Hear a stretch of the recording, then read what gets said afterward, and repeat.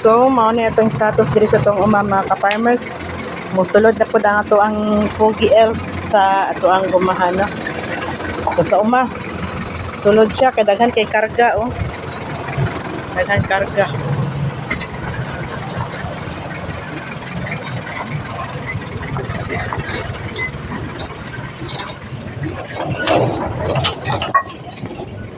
So wala ko ni sakay.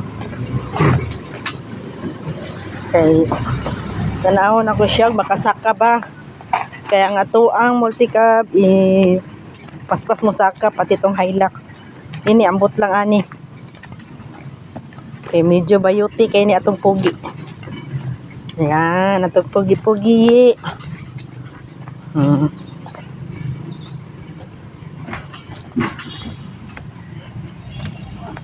Okay. Saka man di ay.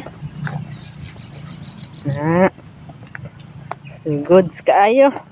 Basta dili labok mga ka-farmers makasaka gyud diri ang sakyanan. Katong perting lapo ka mga ka-farmers.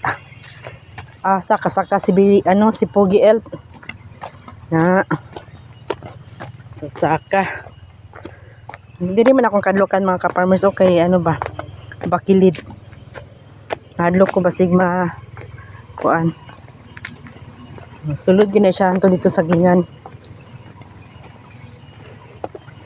Naglisod na siya mga ka-farmers oh.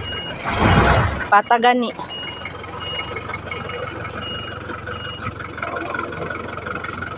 Yan na lang gid siguro siya.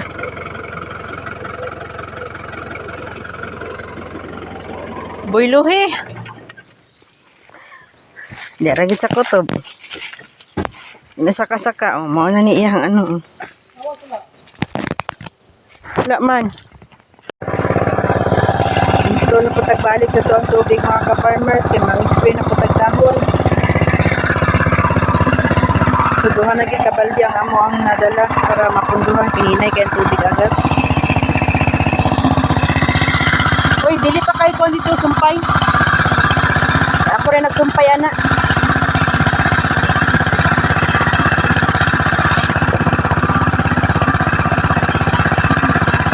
Hugot.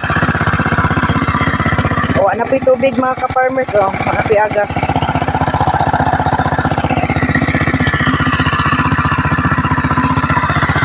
Init kayo. Maulan dito sa tuwa sa Kidapawan pero dito sa bukid wala ulan. Patubig na punta kaya yung mag-abono ta. Generator na punta ni karon mga ka-farmers no. Ini ang problema ani kay gamay na lang kay gasolina, nakalimot og pamalit. So tara pa si Bosin nangita gasolina, nakapalit siya dito sa 1 liter lang.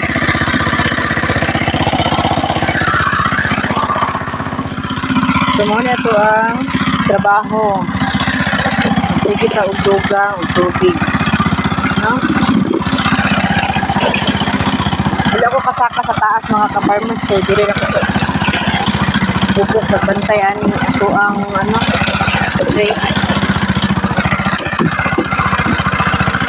Ilagay tubig na ito.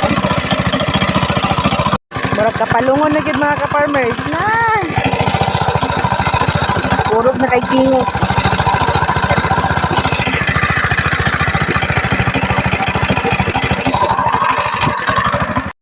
Ano yun, palong? Wala na, palong! So, ito i-off.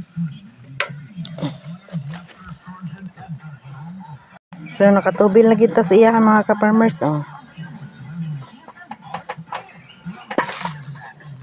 Nakadaob na pud ko. Kaya pati naghanaglamok mga ka-farmers. Paaso ta, paaso.